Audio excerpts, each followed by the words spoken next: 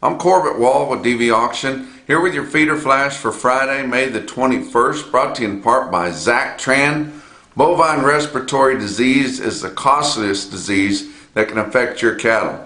Studies show that on most cattle, Zactran is your best return on investment. Remember to observe your 35-day withdrawal period after treatment. For more information, go to Zactran.com. Select cuts went over $3 a pound on Thursday. Unbelievable. I knew we were getting close, and then they started backing off there, and I was thinking maybe that's just too much, in people's face. And I say it every time I talk about it, not a negotiated price. Those are set prices by your packers. But they got the gall. They just continued to crank them up just a little bit more.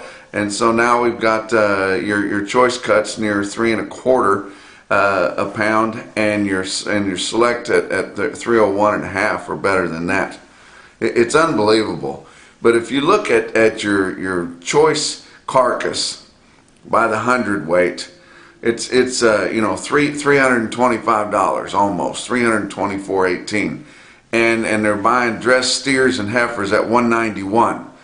So if you figure that up, the carcass is now bringing $1,200 more than for the packers than it is for the cattle feeders. $1,200. That's what they get to cut that up. And you say, well, they've got kill costs involved. Your drop value, which is basically your hide and guts, it has gone up so much. Now it's almost $12. It's $11.61. Never been high like that or stayed up there at any amount of time. So if you figure that up, they're now getting almost $155 per head just for the drop value.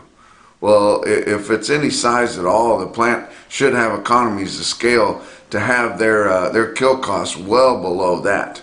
So all that's gravy. So making basically $1,200 a head on your choice cattle, and your choice cattle are your predominantly the most of the cattle, by far the lion's share.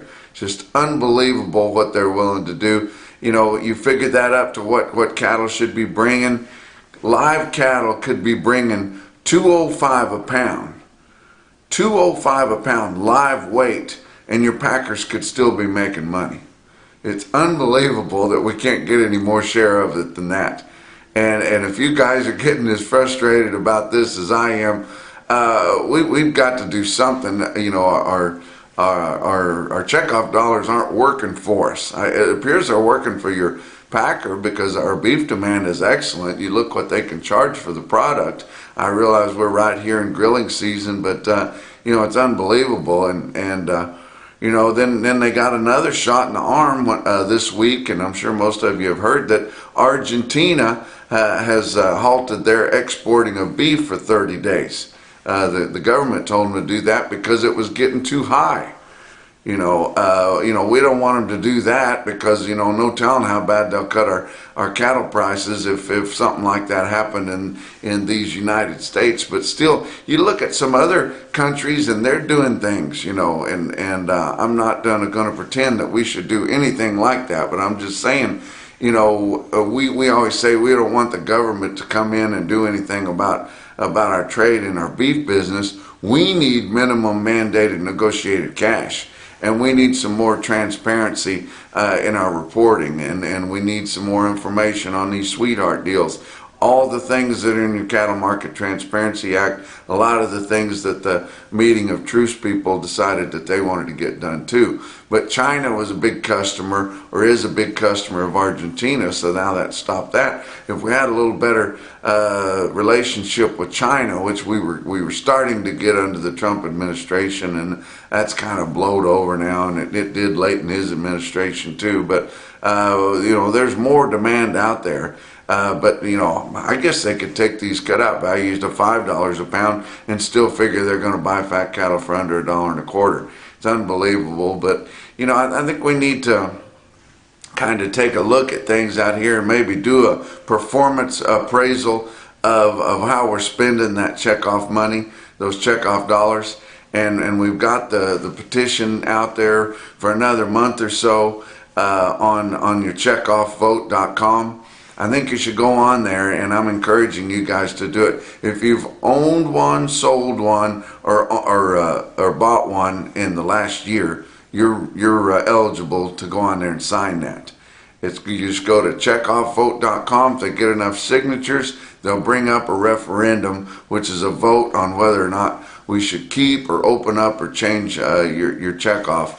And I think it's time, after 35 years, I think it's time for a performance evaluation and see how we're spending that money and maybe change it up a little bit. For sure, the way that we're collecting that money, it's always the onus on the sale barns. And I was talking to my friend Jack Payne, who owns Nevada Livestock Marketing out in Fallon, Nevada. I was talking with him on Thursday, and he was saying, what do you think I could do, to encourage more people to go on there and sign that? And I suggested to him, he has a pretty good crowd come in there on sale days. I'm usually just there on the specials, been helping him with his auctioneering, but he has a pretty good crowd come in. I said, you've got an extra computer, maybe a laptop or something that you could set up there and just put up a sign whenever producers come in. What do you think? You think this is something you could sign this petition? And it's as easy as it sounds, and you can do it on your phone, on your smartphone, to go on to checkoffvote.com and sign that. It's still a challenge, especially for some of your older producers. And if somebody was there that could kind of help them out a little bit, I said, maybe we should suggest that to a lot of the sale barns that are tired of collecting this money and being forced to do it and then watching it being pissed away. But if you had an extra computer, maybe a gal in the office that could kind of sit down with folks and show them how to get on and do that, I think it would work. And I'm not sure where we're at on the signatures, but we need all we can get, because some of them probably won't be verified. So we need to get as many of those as we can get and do a performance evaluation on your checkoff system.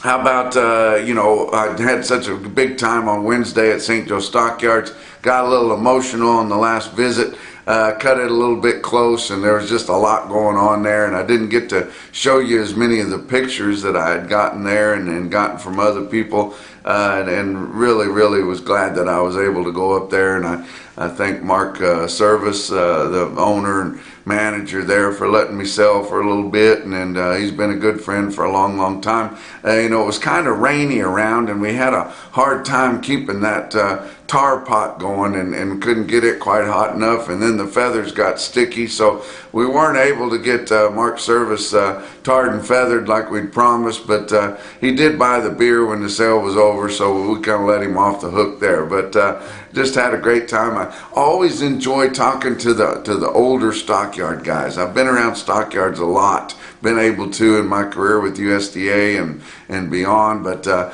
worked in and around the South St. Paul stockyards for a long time, reported to markets in Lancaster stockyards out in Pennsylvania. Very unique people there. I've graded fat cattle deliveries at Sioux City stockyards, and we're able to meet people there and just enjoy the stockyards so much, your terminal markets. And a lot of the old guys were back that I hadn't seen for a long time, and always can learn something from these people. I was visiting with a long-time hog buyer from St. Joe Stockyards by the name of Sonny Jobs. His wife Kathy works in the office there, and they've been friends of mine for a long time, and I hadn't seen Sonny, and we had to trade stories and jokes, and he was telling me about whenever he used to buy hogs in the hog barn at St. Joe Stockyards, and he was telling several stories about how he did it. And when the market was tough, he was on the buying end, and he was dealing with commission guys. He was on the buying end. He said when the market was kind of tough, or he felt like it was maybe going to back up through the morning there, because they always did their trade in the morning, he'd kind of go down through there and look at the hogs and maybe be a little bit hard to find, or not approaching the commission guys who are wanting to sell him those hogs. And then he would always tell them, he said they'd come up there and ask him, and he'd say, "Hey, I'm about full. And I said, Really? I said, that's what you told him? He said, yeah. He said, that's the oldest trick in the book. Tell them you're about full, and then that immediately makes those sellers into a desperate position.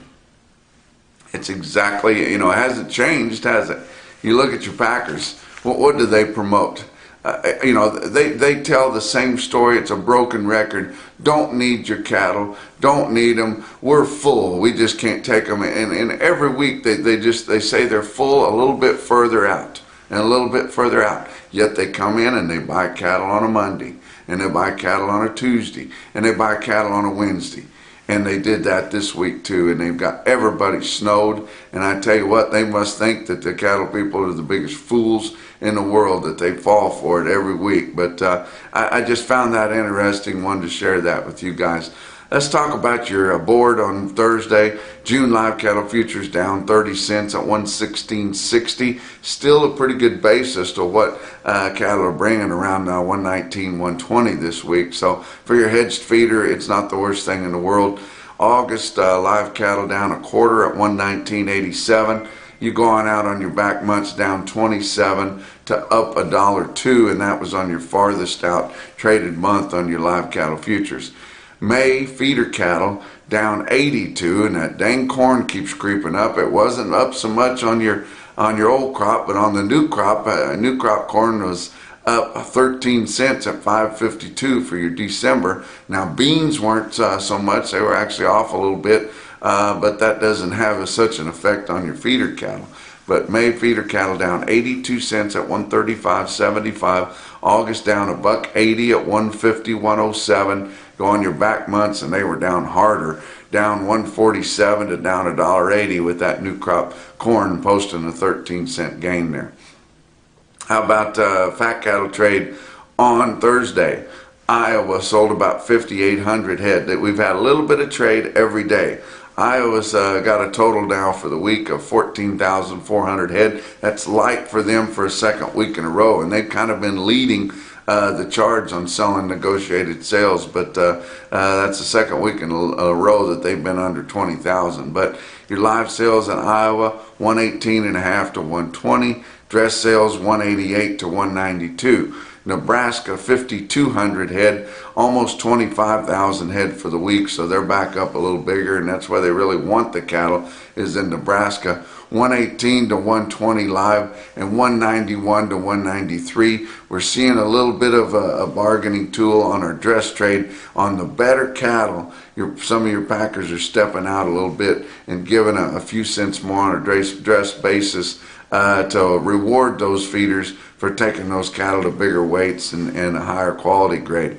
How about Kansas? So only 1,500 on Thursday, a little over 14,000 for the week, all at 119 live and 191 dressed. Texas didn't have too much trade, just a few, 118 to 119 on a few hundred head. Colorado only a load and less than 1,000 for the week, but $120 live cash there.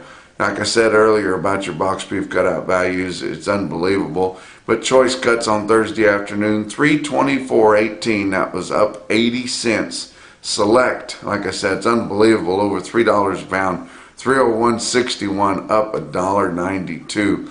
Your slaughter, 472,000 through Thursday, 9,000 more than last week, 61,000 more than the same week a year ago. Actual slaughter information come in for the week ending May the 8th, and it's unbelievable that your average dressed steer weight was up 5 pounds from the previous report, 896 pounds. We keep thinking these weights are going to come down, and they just don't, and it's unreasonable, but I don't know what to do about it. How about your feeder cattle market? Your real-time index on DV auction sitting at 134.23 late in the day on Thursday. That was up 52 cents. Look at some of your big sales. How about Pratt livestock, winter live at Pratt, 4,400 head there. Feeder cattle sold steady to $4 higher, so nice gains there. Calves were a little uneven and a light test. How about Farmers and Ranchers livestock in Salina, Kansas, 2,600 head there. Your feeder cattle steady to $5 higher. calves uneven there, and I came right through the Flint Hills there, and I tell you what, it was raining good on Thursday as I was coming back from St. Joe, coming down to Texas, but I couldn't go over to West Texas towards home as I need to go to my last production sale on my schedule for the season, which is in College Station, the Divas in the Red sale there, a red female sale in College Station. But coming to you from Waxahachie, Texas, on the busy, crowded side of Texas. I like it a lot better on the western side over there, but been traveling quite a bit here for the last week or so, all over the southern plains and the lower Midwest, and it has flat rained on me like a cow pissing on a flat rock everywhere I've been. And come through that Salina country, Emporia country, right through the Flint Hills, and I tell you what, it was raining, but your grass is green. I tell you what, like I said, it hurts your eyes, but they need some warm weather.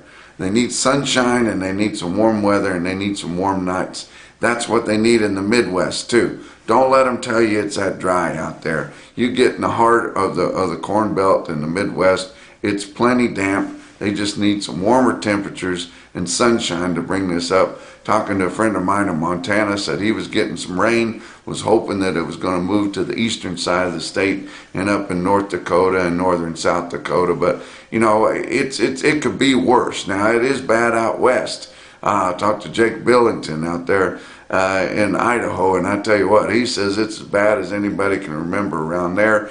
But they're used to it being dry out there. It's not going to affect things as much as it does in your Midwest. But like I said, farmers and ranchers livestock, 2,600 head in Salina, Kansas. Feeders steady to 5 higher. Calves uneven there. Stick out deal on some yearling steers in Salina. 120 head. Some nice looking 905 pound steers. Bring 132 and a quarter. How about a market I haven't talked about for a while? Toppenish Livestock Commission, Toppenish, Washington. They had an in-house video on Thursday. Had the Hobbs Lindell cattle there from George Washington. I found that funny. I don't know if you guys did or not, but out of George Washington, and those cattle were sold on the in-house video. Current delivery, right off the wheat, 135 head, 825 pound steers, bring 134.50. Pretty waspy, way out west there. Got several individual quotes I want to give you. How about Brian Little's sale there in Coffeyville, Kansas? Coffeyville Livestock. Been out there, enjoyed my time there. Really like Brian Little. He had a pretty good yearling sale there. 59 head, 864 pound steers in Coffeyville, Kansas. Bring $132. How about Clarinda Livestock Auction, Clarinda, Iowa? Now that they're going to get a little bit of help from St. Joe closing because well, Shane Deering, one of the only younger commission guys, he's going up to Clarinda with his customers, sounds like, and so they'll benefit a little bit. But they've got a really good sale. John Anderson and Frank Hepker that used to be in Maryville years ago, but man, they had some stick out sales on Thursday. How about 67 head, 581 pound steers? Bring 180 and a quarter. Now let's go east of there, also in Iowa. Lamona, Iowa there, Lamona Livestock Auction there. Jason Allen sent me a quote out of there. The Smith cattle, 69 head of them, weighed 606, 171.75. But the best quote that I saw anywhere on Thursday, and I heard about it out of Valentine, Nebraska, Valentine Livestock out there. Your Zach Tran top quote for the day. The Shad Bolt cattle said they were really green, 89 head, 648 pound steers, bring 173 and a quarter. That's your feeder flash for Friday.